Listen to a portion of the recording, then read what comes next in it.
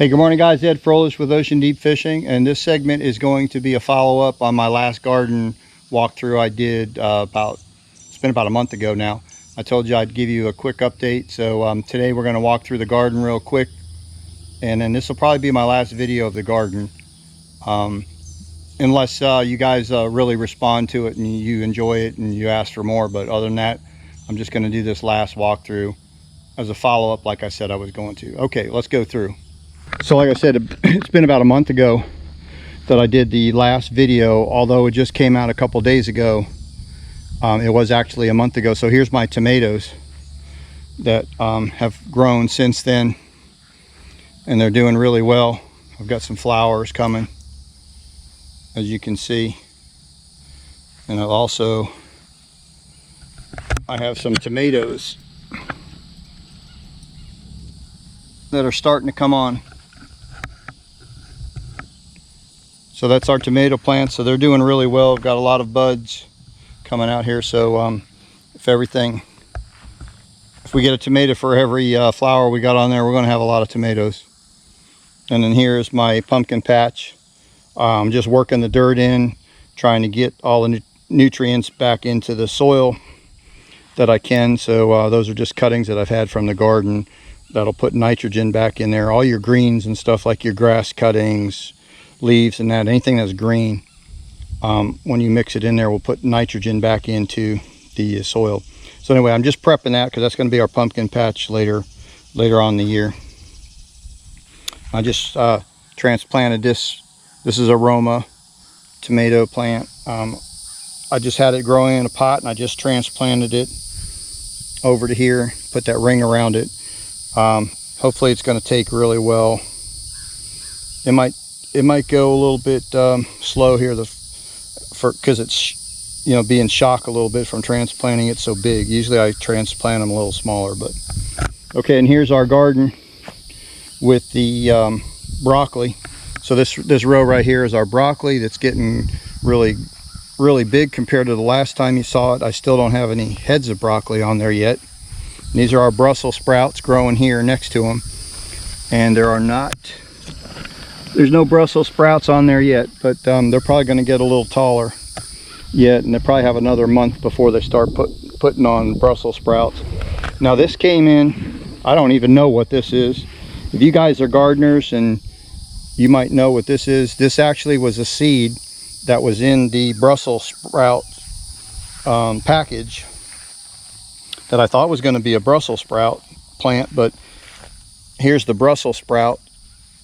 It looks way different. So you can see this leaf versus this leaf. So I'm just letting it grow because I don't know what the hell it is. But if you guys happen to be familiar with growing and you know what that is, let me know. Like I said, I'm just letting it grow to see what happens with it. And then I pulled out all my green beans were here.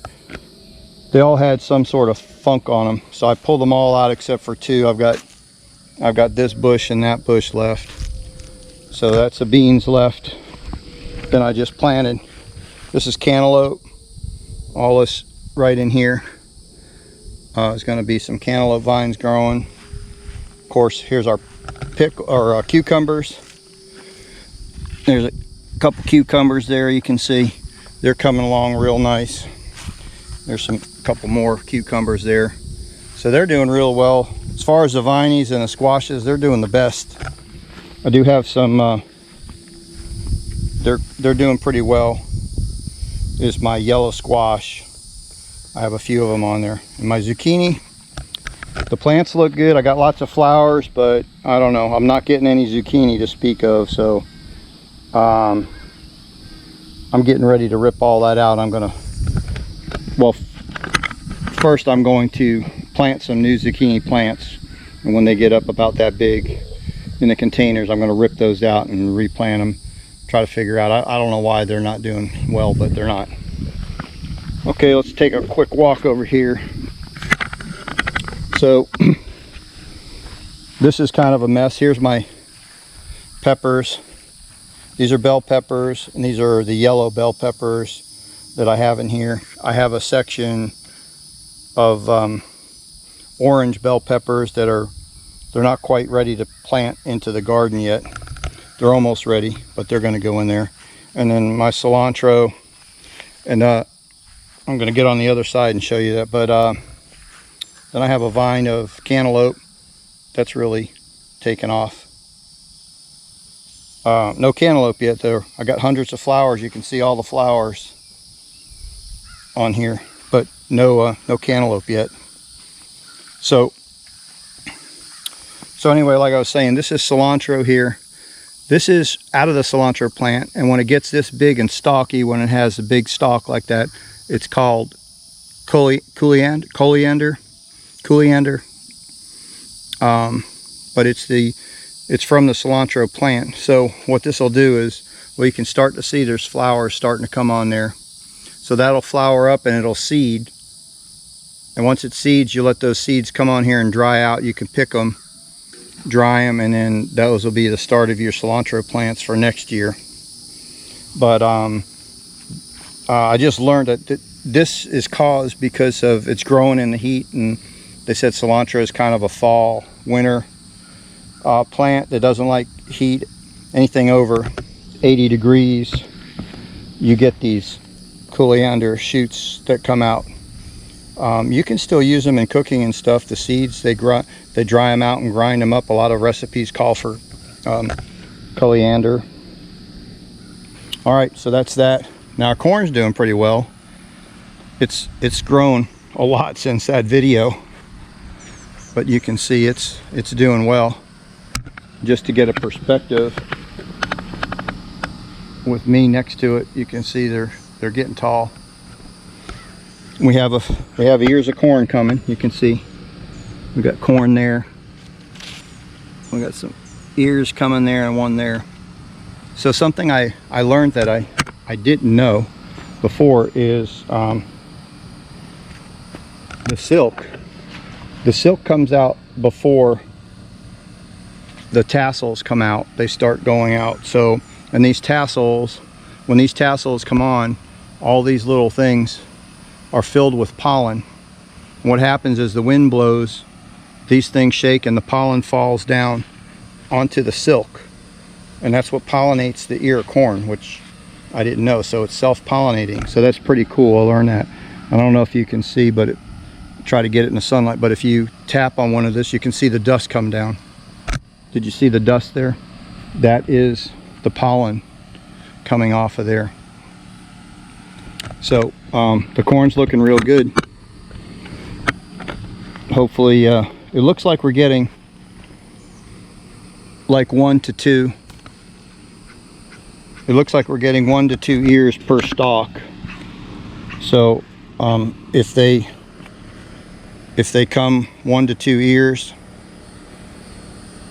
a stalk and everything goes without the bugs getting them to full growth, and yeah, we'll have quite a bit of corn for just this small patch for us anyway.